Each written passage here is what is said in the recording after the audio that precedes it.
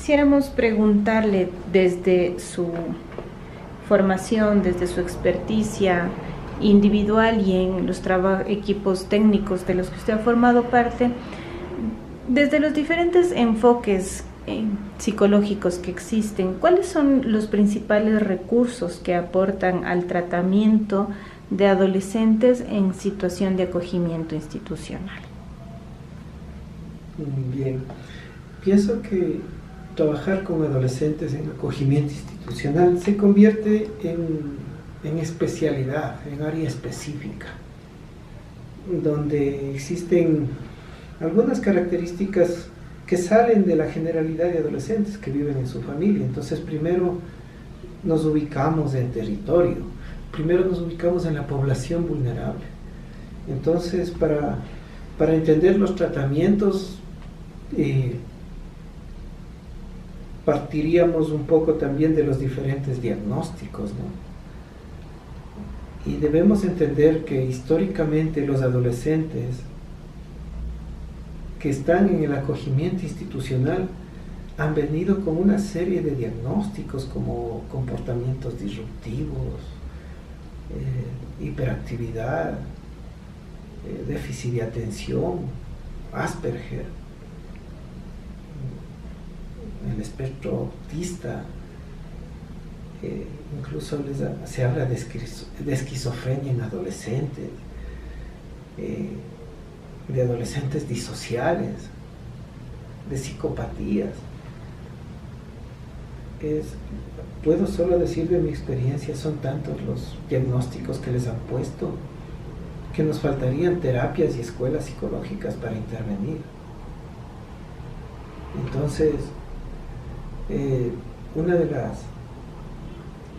de las estrategias primeras para usar alguna corriente psicológica, hay que saber bien el diagnóstico diferencial. Por ejemplo, quisiera compartirles algo sobre el diagnóstico, sobre las actitudes con las que llegan los adolescentes a las instituciones de acogimiento.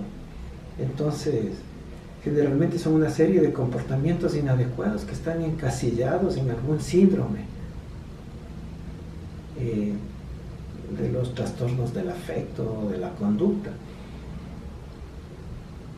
Pero sin embargo, los niños, niñas y adolescentes desarrollan una serie de comportamientos inadecuados que para ellos no están ni bien ni mal, simplemente son mecanismos de defensa para adaptarse, de adaptación a un sistema familiar o social hostil. Entonces, entendido de esa manera, quiere decir que el niño, niña, adolescente ante la hostilidad familiar o social saca comportamientos que le permiten adaptarse, pero que por los adultos que les rodean son inadecuados y por eso les encasillan en psicopatologías. Al entrar al acogimiento, los estímulos agresores ya no están y poco a poco ellos van dejando estos comportamientos inadecuados producto del cambio de estímulo. Y la primera corriente psicológica que se me viene a la mente al decir esto es el conductismo, definitivamente. Es el conductismo con sus recursos, donde si un niño fue pegado casi todos los días, no le daban de comer, le maltrataban, ese niño se hizo iracundo, rebelde, ansioso, depresivo, pero es por el sistema. Llega a un lugar donde es respetado sus derechos, donde le dan su alimentación, donde es tratado como una persona, tiene un puesto en la sociedad, tiene una importancia, entonces ya no necesita este adolescente portarse de la manera anterior y sale sobrando el diagnóstico, sin desmerecer a los diagnósticos psicológicos o psiquiátricos. Entonces el conductismo ya es una primera escuela que nos aporta la terapia cognitivo-conductual. Sí, de Ellis, Albert Ellis. También nos sirve para trabajar mucho de los recursos que nos proporciona la terapia familiar sistémica. Es súper interesante ver cómo cómo ayudarles a reestructurar, a trabajar temas familiares pasados, generalmente manejo del trauma, violencia intrafamiliar que vienen viviendo. Y con estos recursos son de muchísima utilidad. Entonces un terapeuta que quiere trabajar en una fundación debe tener mínimas nociones y técnicas que nos proporcione el conductismo y la terapia familiar sistémica. El humanismo también es una corriente psicológica, con Carl Rogers, que nos permite trabajar con los adolescentes, porque es una forma de autorresponsabilización de su cambio, de su querer hacer cosas para su futuro. Dentro de ellos la terapia gestal, el darse cuenta, el aquí y el ahora, ayudarles a vivir a ellos como protagonistas únicos y totalmente responsables de la construcción de su futuro, con el acompañamiento terapéutico. Entonces es complejo este proceso, el construccionismo.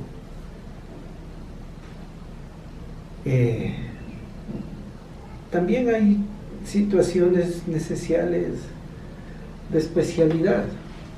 Muchos chicos no han estudiado en el momento que tienen que hacerlo, por la negligencia familiar, por la falta de recursos, por cualquier otra circunstancia. Incluso algunos vienen con carnet de discapacidad cuando no la tienen, sino más bien tienen un retraso académico, la falta de desarrollo de su sistema nervioso central en cada etapa de la vida, que no lo hicieron adecuadamente,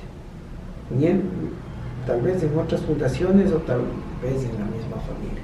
Entonces, primero también hay que ayudarles a alfabetizarse, a nivelarse, a superar. Muchos de ellos vienen con unas formas de dislexia que en sí tienen que ver con los retrasos académicos. Muchos de ellos tienen problemas con la capacidad ejecutiva, no saben cómo hacer un microplan para hacer una pequeña tarea, ni cómo lo van a lograr, ni qué habilidades tienen que desarrollar para eso. Entonces es una amplia gama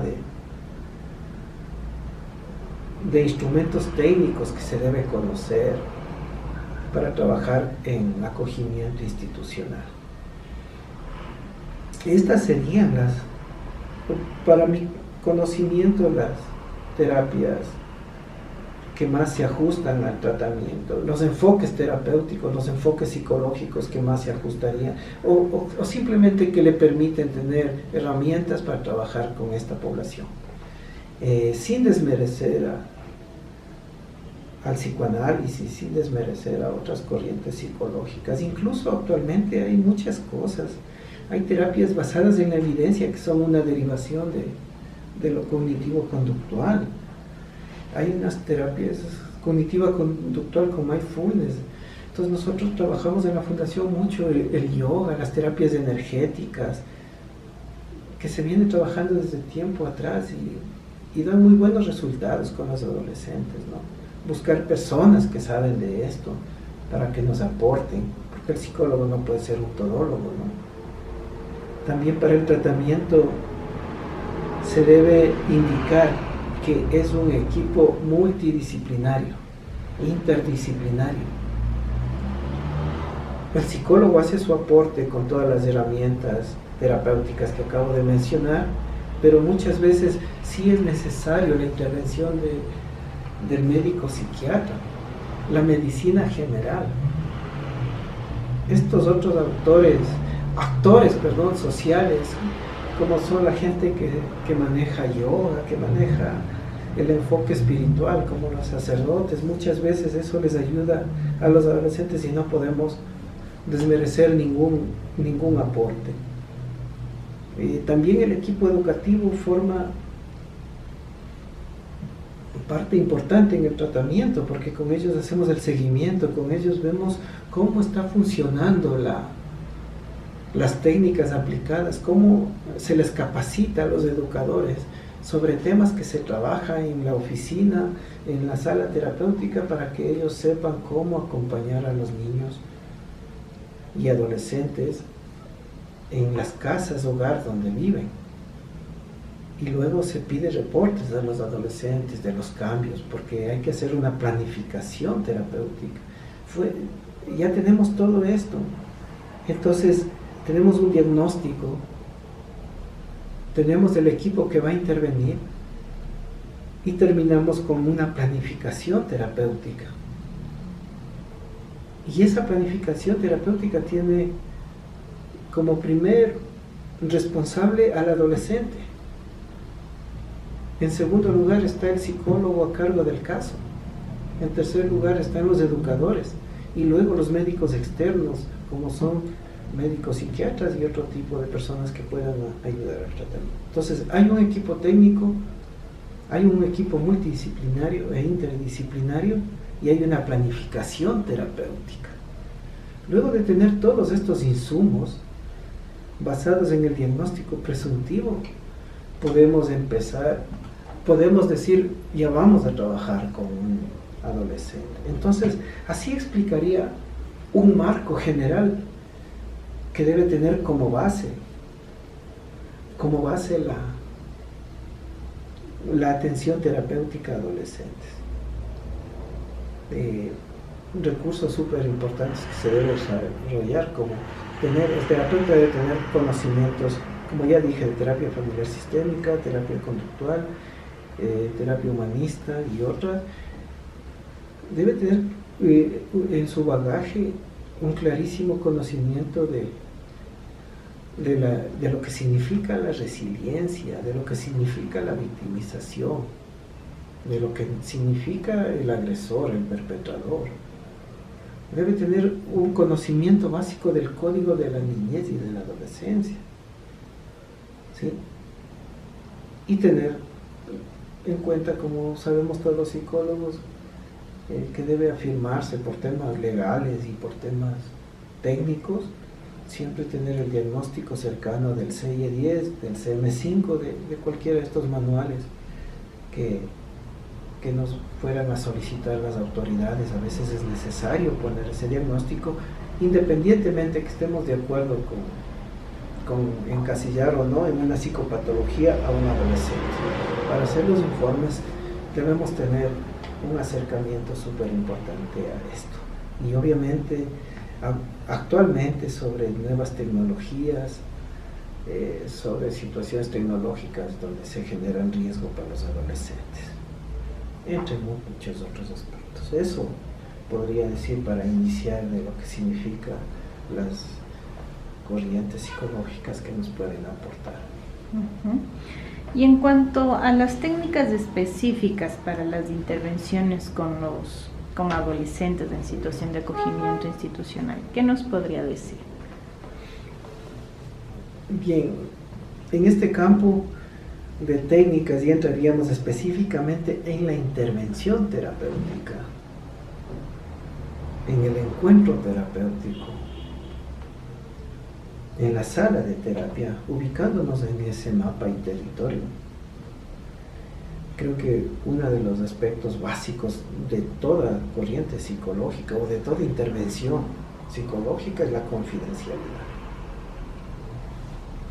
Y hay que tener mucho cuidado con esto, porque nosotros tenemos que hacer informes, llevar a las unidades judiciales, a las unidades de familia, estos informes. Entonces tenemos que desarrollar la habilidad de informar con confidencialidad y también solicitar confidencialidad a quien recibe los informes, porque de romperse la confidencialidad es un problema el trabajo con adolescentes. Y debemos estar súper claros de los comportamientos adolescentes, como ya habíamos hablado, de las características generales de la adolescencia, las diferentes etapas para poder hacer un encuentro terapéutico. Algo súper importante que me gustaría destacar, y las personas que se pueden investigar, es la alianza terapéutica. Tiene varios nombres: alianza terapéutica, enganche terapéutico, contrato terapéutico, no sé, según cada corriente Pero yo prefiero hablar de la alianza terapéutica, una alianza entre el terapeuta y el adolescente. Porque si no hay una alianza, el proceso simplemente tendrá muchísimos problemas. El autor que ha desarrollado esto en los últimos tiempos muy actuales, y lo sigue desarrollando, es el doctor Valentín Escudero. Ellos pertenecen a una institución de investigación para adolescentes en riesgo que se los puede encontrar en internet, todas sus obras, porque justamente es el Estado español quien les paga por investigar, y ellos ponen a disposición de la comunidad todas sus investigaciones.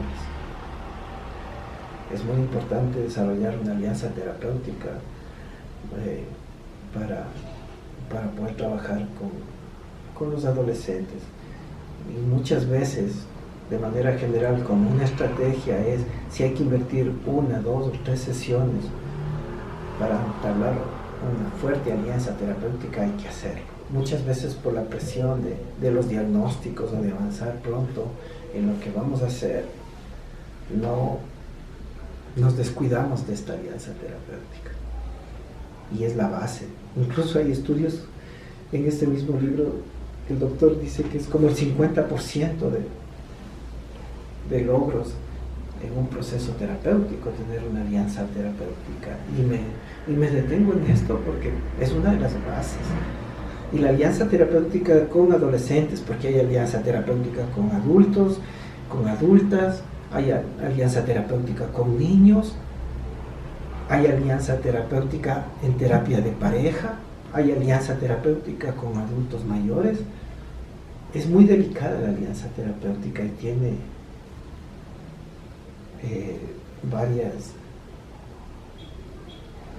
varias aristas que deben ser superadas, porque, por ejemplo, el tema de la comunicación es súper complejo. Hay que conocer mucho de comunicación, y particularmente comunicación con adolescentes. Los adolescentes generalmente tienen una comunicación mínima. Hay algunos que por ansiedad o hablan, como ya expliqué, hablan un poco más que otros, pero la generalidad de los adolescentes es que hablan poco. Y ellos, en el encuentro con un adulto, ellos perciben un mensaje ambiguo y se cierran.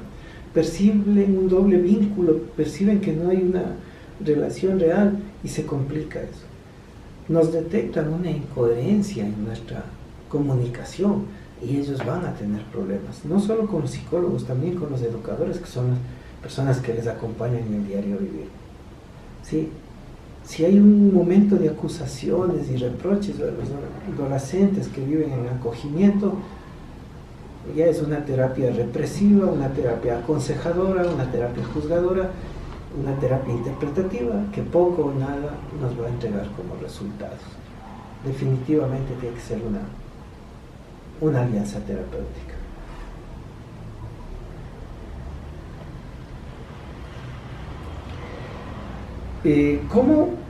¿Cómo se logra la alianza terapéutica? Vuelvo, la confidencialidad, el ofrecimiento al adolescente que habrá confidencialidad en lo que cuente, en lo que diga y en lo que trabajo que se va a hacer, es clave. También ¿cómo más logro la alianza terapéutica?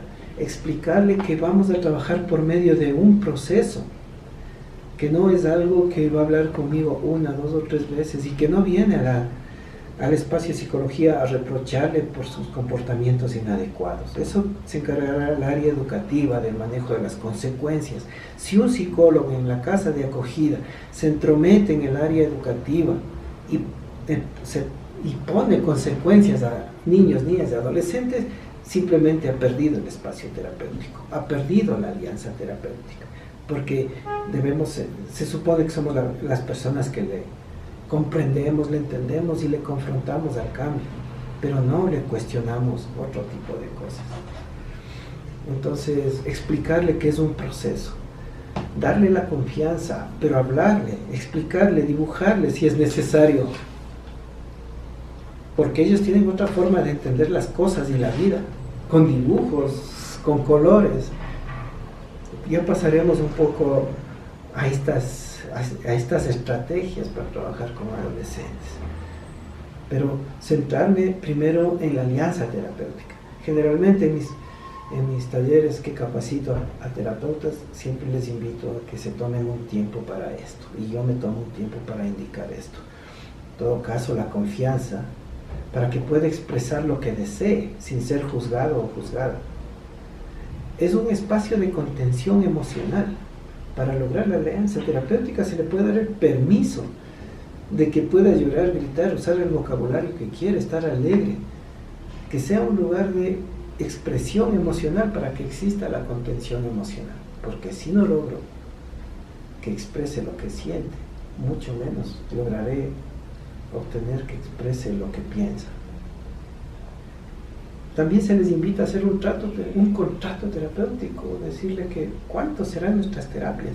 En acogimiento, sí, generalmente las terapias son mientras dure el acogimiento, pero más adelante veremos cómo se divide un acogimiento tan prolongado de 3, de 4 años para que no sufra daños irreparables del espacio terapéutico y siempre sea de utilidad, porque muchas veces los adolescentes en acogimiento institucional, como se dice vulgarmente, se las saben todas en terapia. Les han hecho HTP, les han hecho dibujar personas bajo la lluvia, les han hecho rompecabezas, les han hecho juegos, tarjetas o todos los recursos que pueda tener un psicólogo. Y cuando luego de estar su vida en acogimiento institucional, ellos ya prácticamente saben. No prejuzgar, tener una actitud positiva frente a los adolescentes, no solo la apariencia, respetar y apoyar sus proyectos. Muchos adolescentes vienen con proyectos mínimos, inservibles posiblemente para un adulto, pero en el espacio de terapia lo expresa. Mediar con padres, con las madres, con educadores, con las instituciones educativas, eso es súper importante, porque los comportamientos inadecuados que presentaron, los problemas por los que fueron a terapia también los van a presentar en el colegio. Y en el colegio hay que mantener confidencialidad, no es la unidad judicial. En el colegio hay que tener confidencialidad para saber qué decir, qué no decir en este colegio, que no dañe la imagen del adolescente y que nos pueda apoyar el colegio. Muchos colegios, lamentablemente, bueno, los chicos de la fundación pueden pasar, los chicos de la fundación ya tienen que retirarse, y etcétera, etcétera. Solo el hecho de usar este léxico de los chicos de la fundación ya están en problemas. Eso serían las estrategias para lograr una alianza terapéutica. Otras estrategias que quisiera recomendar es el uso de tecnología. Sí sirve en la sala de terapia, sí, pero evitar que sea un lugar donde vienen a hacer sus juegos, a jugar un poquito. Siempre un esquema general de la terapia con adolescentes tiene que tener un espacio de diálogo, de encuentro, de juego. Luego el tema de trabajo de ese espacio terapéutico según el proceso, el plan terapéutico y el diagnóstico, y luego un espacio de cierre. Estos 3 momentos no deben faltar.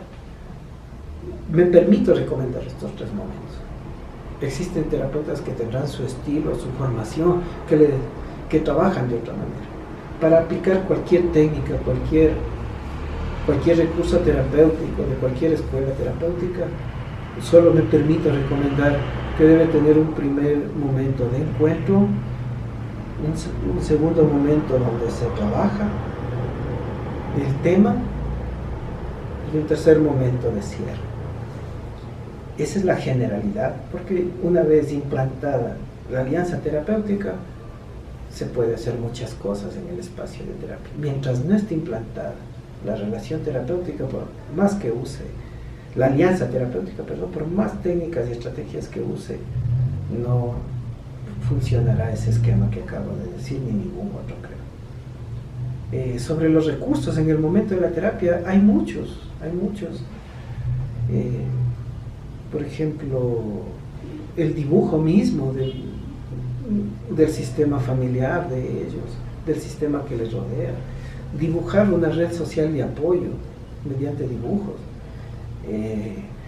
Los peluches son infaltables, la familia oso es infaltable en una sala de terapia con niños, niñas y adolescentes. Hay una rama que es el psicodrama de mesa en especial.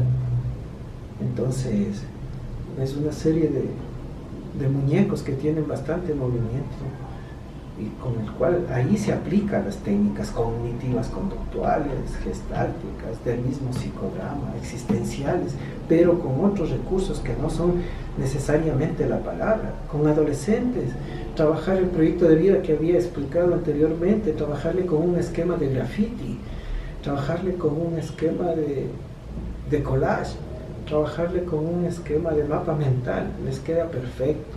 Entonces, la formalidad, incluso la vestimenta del terapeuta para trabajar con adolescentes, todos esos, esa es la parte central, todo lo que estoy explicando, más allá de super técnicas terapéuticas, de las super corrientes psicológicas, no, sino más bien estas condiciones para la sala de terapia, estos recursos para la sala de terapia, y junto a la alianza terapéutica, la planificación, el diagnóstico, el equipo multidisciplinario.